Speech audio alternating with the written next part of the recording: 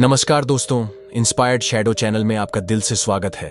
दोस्तों, हमारी जिंदगी में कई बार हम खुद को एक मुश्किल घड़ी में पाते हैं। कई बार हमें बड़े फैसले लेने पड़ते हैं, लेकिन हमें यह नहीं पता होता कि वह सही है या गलत। क्या उस फैसले का परिणाम हमारे जीवन में खुशियां लाएगा या मुसीबत। लेकिन कई बार हमारे पास सही निर्णय लेने की सुझाव नहीं होते और हम जल्दबाजी में फैसला कर लेते हैं, और उन फैसलों की वजह से हमारी जिंदगी सुखमय हो सकती है या फिर हमारी जिंदगी नरक से भी बढ़कर हो सकती है। इसलिए सही फैसला लेने की क्षमता हमारे जीवन में सफलता हासिल करने के लिए आवश्यक है। तो चलिए आज की इस कहानी के माध्यम से जानते हैं कि जीवन में सही फैसले कैसे लिए जाएं, और यह भी कि सही निर्णय लेने के तरीका कौन सा है। तो बिना किसी देरी के कहानी शुरू करते हैं। दोस्तों, कई साल पहले की बात है। एक छोटे से राज्य में एक स्वामी जी निवास कर रहे थे, जिन्हें सभी जगहों पर उनके ज्ञान के बड़े चर्चे थे। वह स्वामी जी बहुत ज्ञानी थे।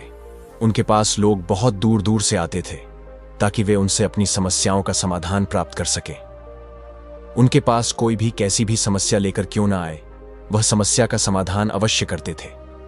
जब भी वह किसी की समस्या सुनते तो उस समस्या को बड़े ही ध्यान से सुनते, समझते, उसमें लीन हो जाते, और उसके बाद कुछ देर के लिए वह आंखें बंद करते और समस्या के बारे में अच्छे से सोच विचार करते, और उसके बाद उसका समाधान देते। ऐसे में कोई भी व्यक्ति उनके बारे में केवल एक ही बात सोचता था, शायद इन साधु के पास कोई ऐसी चमत्कारिक शक्तियां हैं जिससे यह समाधान पूछते हैं और उसके बाद हमें वह समाधान बताते हैं। एक बार एक युवक ने उन महाराज से यह पूछ भी लिया, क्या आपके पास ऐसी कोई चमत्कारी शक्तियां हैं जिसके कारण आप हमारी समस्याओं का समाधान करते हैं, या आपके पास ऐसी कोई दिव्य दृष्टि है जिससे आप हमारी समस्याओं का समाधान खोज पाते हैं। उस युवक की यह बात सुनकर वह साधु जोर जोर से हंसने लगे, लेकिन उन्होंने उस युवक की बात का कोई जवाब नहीं दिया। उसके कुछ ही दिनों बाद उस राज्य में एक बड़ी अजीब सी घटना घटी। उस राज्य में एक बुढ़िया औरत रहा करती थी जो अपने पूरे घर में अकेले ही रहती थी। उसका कोई न था। उस राज्य से होकर 4 मित्र अपने घर की ओर जा रहे थे। वे लोग दूसरे नगर में काम करके पैसा इकट्ठा करके अपने गांव की ओर जा रहे थे। यह बात बहुत पुराने जमाने की है, जब यातायात के साधन ना हुआ करते थे, इसलिए वे लोग पैदल ही यात्रा किया करते थे। इसी कारण वे चारों मित्र अपने अपने धन को इकट्ठा करके अपने गांव की ओर प्रस्थान कर रहे थे। उन चारों ने अपना अपना धन एक छोटी सी पोटली में रखा था, और उसी पोटली में उन सबकी सारी कमाई थी। तभी उन चारों मित्रों में से एक मित्र कहता है, मित्रों, इस तरह से यदि हम अपना धन अलग अलग रखेंगे तो इससे हमारा धन चोरी हो सकता है। क्यों ना हम अपना सारा धन एक ही पोटली में रख दें, जिससे हम सब इस पर ध्यान भी दे सकेंगे और हमारा धन सुरक्षित भी हो जाएगा, और जब हम अपने गांव पहुंच जाएंगे तो हम वहां पर अपना अपना हिस्सा इसमें से ले लेंगे। उन तीनों मित्रों ने उस युवक की बात मान ली और वे सभी मिलकर अपना धन एक ही पोटली में रख देते हैं, और वे सभी मिलकर अपने गांव की ओर आगे बढ़ते हैं। चलते चलते काफी समय बीत चुका था और अब रात्रि होने वाली थी। तभी आगे चलकर रास्ते में उन्हें एक घर दिखाई दिया, जहां पर एक बूढ़ी औरत रहा करती थी। रात्रि का समय भी हो चुका था और उन चारों मित्रों को रात रुकने के लिए कोई ना कोई जगह की आवश्यकता भी थी। ऐसे में उन चारों ने मिलकर यह योजना बनाई कि वे लोग आज रात इसी घर में ठहर। इसीलिए वे चारों लोग उस घर की ओर आगे बढ़ते हैं। उस घर का दरवाजा खटखटा है। तभी सामने से एक बूढ़ी औरत दरवाजा खोलती है, और उन चारों मित्रों में से एक मित्र हाथ जोड़कर उस बूढ़ी औरत से कहता है, माता जी, हम अपने गांव की ओर जा रहे थे, लेकिन यहां रास्ते में ही रात हो गई और अब हम इतनी रात में सफर नहीं कर सकते। इसलिए हमारी आपसे विनंती है कि हम आपके यहां पर एक रात रुकना चाहते हैं। सुबह होते ही हम यहां से चले जाएंगे। उस बूढ़ी औरत ने काफी देर सोच विचार किया और उसके बाद वह बूढ़ी औरत कहती है, ठीक है, तुम सभी आज रात के लिए यहां पर रुक सकते हो, मुझे कोई दिक्कत नहीं। मैं खाना बनाने जा रही हूं, कहो तो तुम लोगों के लिए भी बना दूं। उन चारों ने सहमति जताते हुए कहा, हाँ बिल्कुल। उसके बाद उन चारों मित्रों ने धन की पोटली उस बूढ़ी औरत को थमा दी और कहा, माता जी, इस पोटली में हमारे साल भर की कमाई है।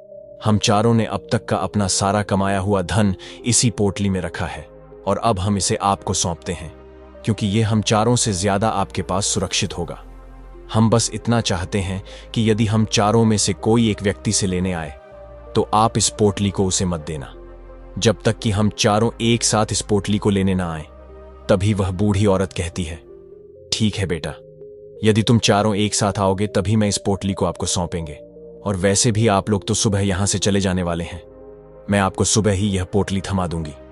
वह धन की पोटली उस बूढ़ी औरत को थमा कर चारों मित्र निश्चिंत हो जाते हैं कि अब उनका धन सुरक्षित है और वे लोग खाना खाकर सो जाते हैं। अगली सुबह जब वह चारों उठते हैं तो सभी लोग अपनी आगे की यात्रा के लिए तैयारियां शुरू कर देते हैं। उन चारों नौजवानों में से एक नौजवान थोड़ा सा बदमाश था। वह अपने उन तीनों मित्रों से कहता है, भाइयों, इस बूढ़ी औरत ने हमारी रात भर खातिरदारी की है, हमें अच्छा भोजन खिलाया, सोने के लिए अच्छी जगह दी, रात भर यहां सर छुपाने के लिए एक अच्छा मकान दिया, और हमने अब तक उसके लिए कुछ नहीं किया। वह बूढ़ी औरत अकेले ही खेतों में काम कर रही है। क्या हम सभी यहां से जाने से पहले इस बूढ़ी औरत की मदद नहीं कर सकते? उस बदमाश नौजवान ने मन ही मन यह योजना बना ली थी कि वह किसी तरह से भी उस बुढ़िया से पोटली हासिल करके ही रहेगा।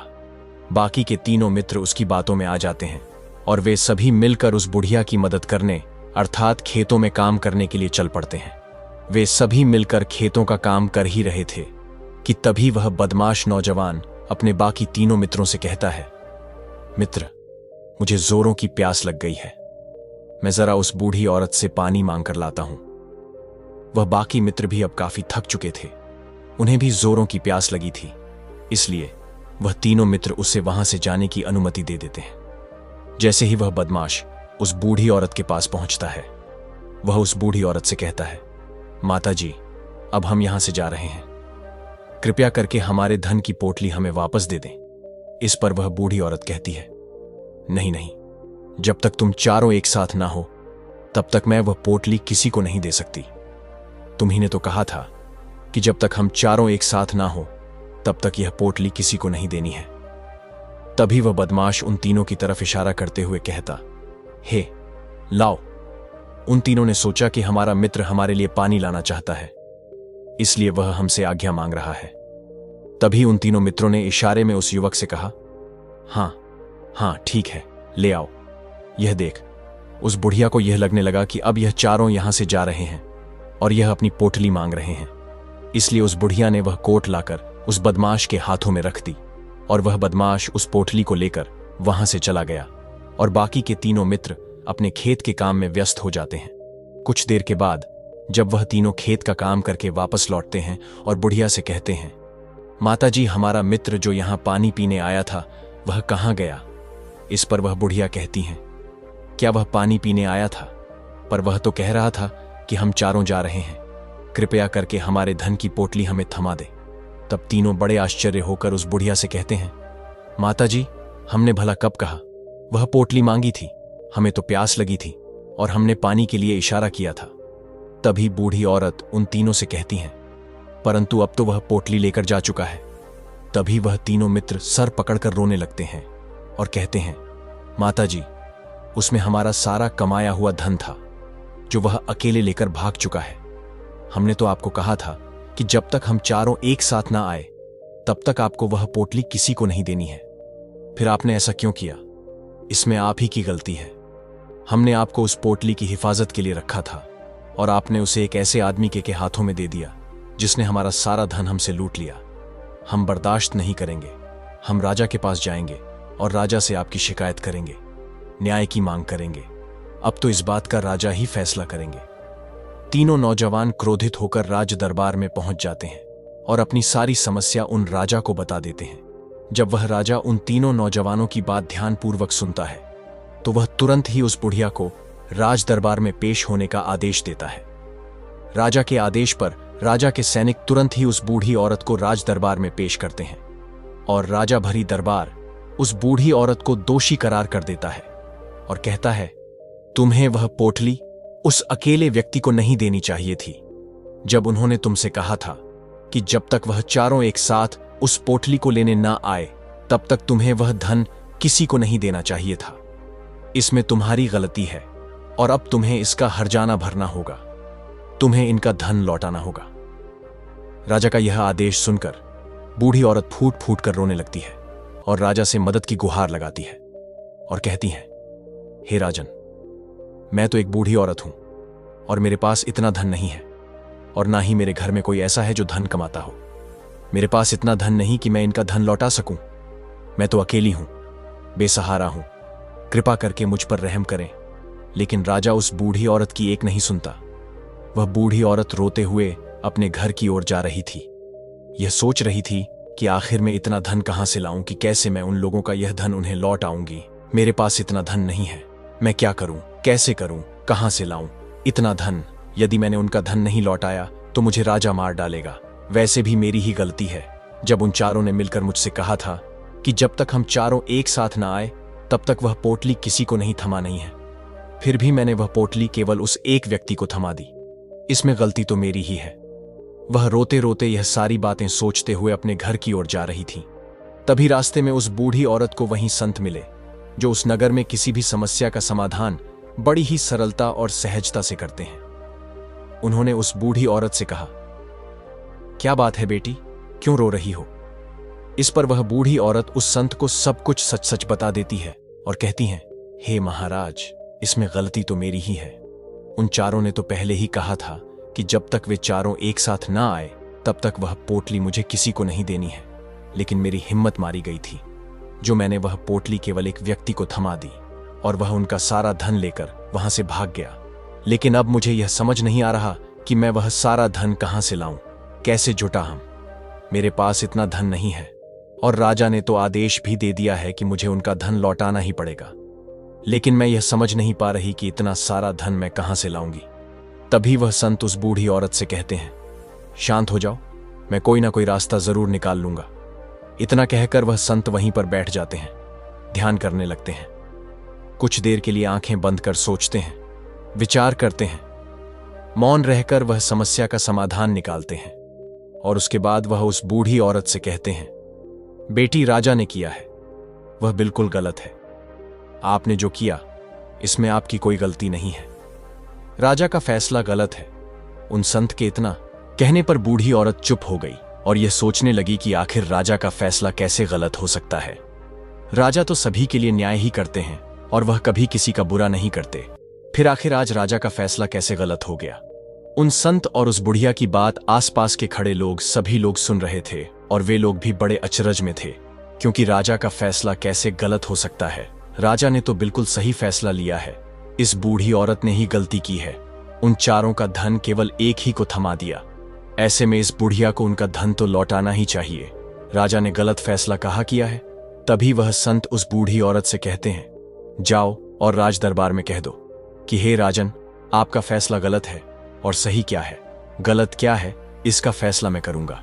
पहले तो बूढ़ी औरत इतनी हिम्मत ही नहीं जुटा पा रही थी कि वह राज दरबार में जाकर भरे राज दरबार में राजा को यह कह सके कि राजन, आपका फैसला गलत है। लेकिन जैसे तैसे उसने हिम्मत जुटाई और वह वापस राज दरबार लौटी। उसने डरते हुए भरे राज दरबार राजा से बड़ी थर्रा आवाज में कहा, हे राजन, आपने जो फैसला किया है वह फैसला गलत है। इतना कहकर उसने राजा को सारी बात सच सच बता दी। उस बूढ़ी औरत की बात सुनकर राजा बहुत क्रोधित हुआ। राजा ने उस बूढ़ी औरत से कहा, कौन है वह संत जिसने मेरे फैसले को गलत बताया है? क्या उन्हें नहीं लगता कि मैंने सही निर्णय लिया है? मैं हर रोज कई निर्णय लेता हूं, कई फैसले करता हूं, लेकिन आज तक कभी किसी ने मुझसे यह नहीं कहा कि मेरा फैसला गलत है। यदि उन संत ने मुझे सही फैसला ना सुनाया, उन्हें फांसी की सजा दे दूंगा। यह बात पूरे नगर में फैल गई। सभी लोग यह जानने के लिए हैरान थे कि आखिर वह साधु ऐसा कौन सा फैसला सुनाने वाले हैं जो राजा से भी उचित होगा, जिसमें सबके लिए न्याय होगा। राजा ने सैनिकों को तुरंत ही आदेश दिया कि जाओ और संत को राज दरबार में लाओ। राजा की आज्ञा के अनुसार वे सैनिक तुरंत ही उन संत को लेने के लिए निकल पड़े। वे लोग कुछ ही देर बाद उन संत को लेकर राज दरबार पहुंचे। राज दरबार में सभी लोग उपस्थित थे और सभी लोग उन संत के फैसले का इंतजार कर रहे थे। उन संत को देखकर राजा कहता है, महाराज, आपको ऐसा क्यों लगता है कि हमने जो फैसला किया है वह गलत है? इस बुढ़िया ने यह वादा किया था कि वह चारों लोगों को एक साथ ही वह पोटली जमाएगी। फिर आखिर उसने अपना वादा क्यों तोड़ा? इसने यह गलती क्यों की? कि इसने केवल एक ही को पोटली थमा दी और वह उनका सारा धन लेकर यहां से भाग गया। तो क्या इसमें इसकी गलती नहीं है? क्या इससे इनका धन नहीं लौटा आना चाहिए? इस पर वह साधु बड़ी विनम्रता से राजा से कहते हैं, हे राजन, यह आपका फैसला था, लेकिन मैं आपसे कुछ कहना चाहता हूं। इस पर राजा कहता है, ठीक है, कहिए, आप क्या कहना चाहते? इस पर वह साधु बड़ी विनम्रता से राजा से कहता है, हे राजन, जैसा कि वादा किया गया था कि पोटली एक साथ उन चारों को ही दी जाएगी, तो अभी तो यह केवल 3 है, चौथा कहां है? तो इनसे कहिए कि यह लोग यहां से वापस जाएं और अपने उस चौथे मित्र को यहां लेकर आए, तभी इनका धन वापस किया जाएगा। और वादा भी ऐसा ही किया गया था कि जब तक चारों लोग एक साथ ना हो तब तक उनका धन उन्हें नहीं लौटाया जाएगा। और यदि यह बूढ़ी औरत इन तीनों को धन लौटा देती है तो यह बूढ़ी औरत अपना वादा तोड़ देगी और यह सही नहीं है। इसलिए यदि आप चाहते हैं कि इनका धन लौट आया जाए तो पहले इनसे कहिए कि यह लोग जाएं और अपने उस चौथे मित्र को यहां पर वापस ले आए। उस राज दरबार में हर कोई इस बात को सुनकर बहुत खुश हुआ। सभी ने उन संत की बहुत तारीफ की। राजा भी उन संत के इस फैसले से पूरी तरह से सहमत था। राजा तुरंत ही उन संत के सामने सिर झुका लेता है और हाथ जोड़कर उनसे कहता है, हे महाराज, आपका यह फैसला इतना सही कैसे हो सकता है? आखिरी बात मेरे दिमाग में आई क्यों नहीं? मैंने इस बात को इस तरह से सोचा क्यों नहीं?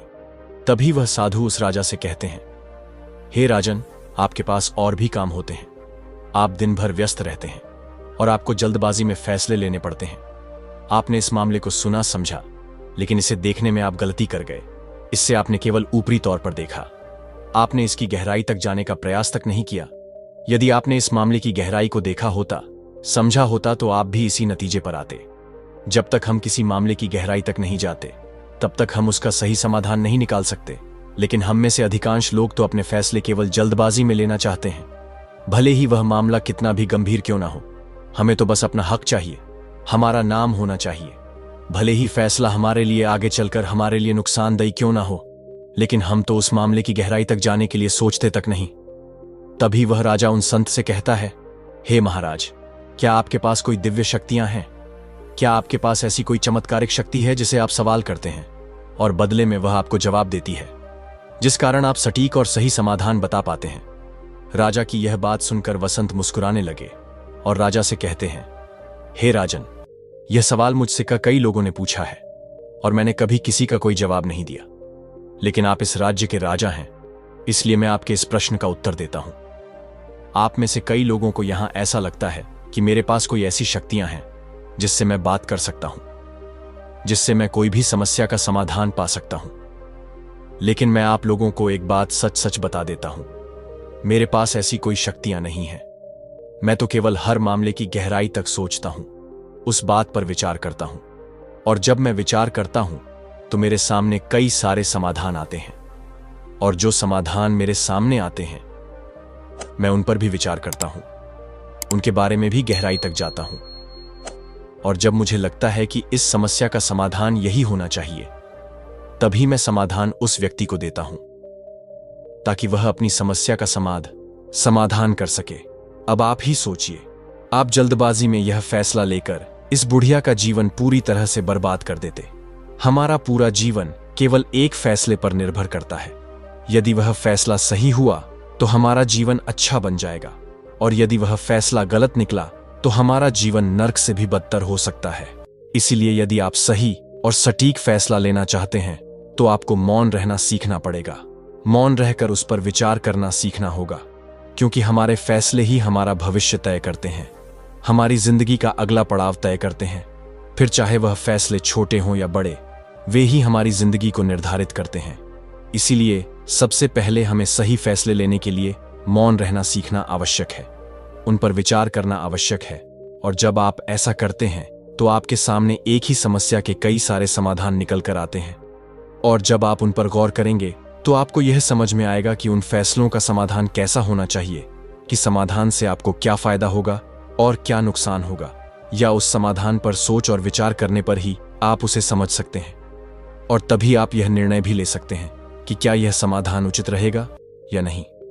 और यह सब संभव हो सकता है यदि हम कम बोलना शुरू करें, अब पूरी तरह से मौन हो जाए, इसका अर्थ यह है कि आप भीतर से शांत हो जाएं।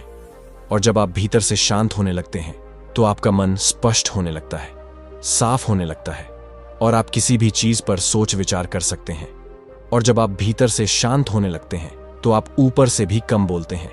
और जब आप धीरे धीरे कम बोलने के आदी हो जाते हैं तो आप साफ और स्पष्ट तौर पर सोच और समझ पाते हैं। आपके विचारों में शुद्धता आ जाती है, जिससे आपको यह साफ और स्पष्ट देखने को मिल जाता है यह कौन सा फैसला सही होगा और कौन सा फैसला गलत होगा, आपको उस परिस्थिति में क्या करना चाहिए और क्या नहीं करना चाहिए। लेकिन हम में से अधिकांश लोग अपने आप को सही साबित करने के लिए, अपने आप को ऊंचा साबित करने के लिए अत्यधिक बोलते हैं और इतना बोलते हैं कि हर कोई उनकी बातों को गंभीरता से नहीं लेता। उन्हें ऐसा लगता है कि मानो ज्यादा बोलना ही हमारे लिए हमारा शस्त्र है। लेकिन वह यह भूल जाते हैं कि वह अत्यधिक बोलकर मूर्ख बन रहे हैं। लोग हमारा मजाक बनाते हैं, हमें मूर्ख समझते हैं, हमसे दूर रहने लगते हैं क्योंकि उन्हें हमारी बकबक अच्छी नहीं लगती। लेकिन जब आप भीतर से शांत होने का प्रयास करते हैं और धीरे धीरे भीतर से शांत होने लगते हैं तो आप खुद ब खुदा जब आप कम बोलना शुरू करते हैं तब आप अपने आप को बहुत अच्छी तरह से समझना शुरू कर देते हैं, अपने आप पर अच्छी तरह से विचार करना शुरू कर देते हैं। तब आपको यह बात भी बहुत अच्छी तरह से समझ में आने लगती है कि जो हम बेकार की बकबक करते हैं उस पर हमारे शरीर की बेवजह ही कितनी सारी ऊर्जा यूं ही व्यर्थ हो जाती है, नष्ट हो जाती है, जिसे हम चाहे तो किसी जरूरी काम में लगा सकते हैं, फैसले लेने में लगा सकते हैं, जिससे हम तनाव मुक्त रह सकते हैं और हमें अच्छी नींद भी आ सकती है। और यदि आप इसी प्रकार सोच विचार कर फैसले लेना शुरू करते हैं तो आपका मस्तिष्क भी अच्छी तरह से काम करने लगता है और आपका मस्तिष्क पहले से भी ज्यादा शक्तिशाली हो जाता है। और इसका एक बहुत अच्छा उदाहरण भी आपको मैं बताना चाहूंगा। जब आप स्कूल में पढ़ते थे या फिर आज भी आप पढ़ रहे हो तो आपने देखा होगा कि जो बच्चे होनहार होते हैं, होशियार होते हैं, वे लोग बहुत कम बातें करते हैं और अपना समय सही चीजों में लगाते हैं।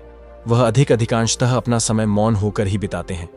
इसी वजह से वह पढ़ाई करने में बहुत तेज होते हैं। वह जो कुछ भी पढ़ना चाहते हैं वह उसे याद कर ले जाते हैं। लेकिन वहीं पर दूसरी तरफ जो लोग बहुत अधिक बोलते हैं, यदि आप उन्हें पूरे 24 घंटे भी दे दें तो भी वह उस तरह से उन चीजों को याद नहीं रख सकते जिस तरह से वह मौन रखने वाले बच्चे उन बातों को याद कर लेते हैं। और महान चाणक्य ने भी यही कहा है कि जो व्यक्ति यह समझ जाता है कि उसे कब, कहां और कितना बोलना चाहिए, उस व्यक्ति को सफल होने से कोई नहीं रोक सकता। और आप इतिहास उठाकर देख सकते हैं, आज तक जो भी लोग महान हैं, जो लोग भी सक्सेसफुल बने हैं, उन लोगों की आदत बहुत कम बोलने की है।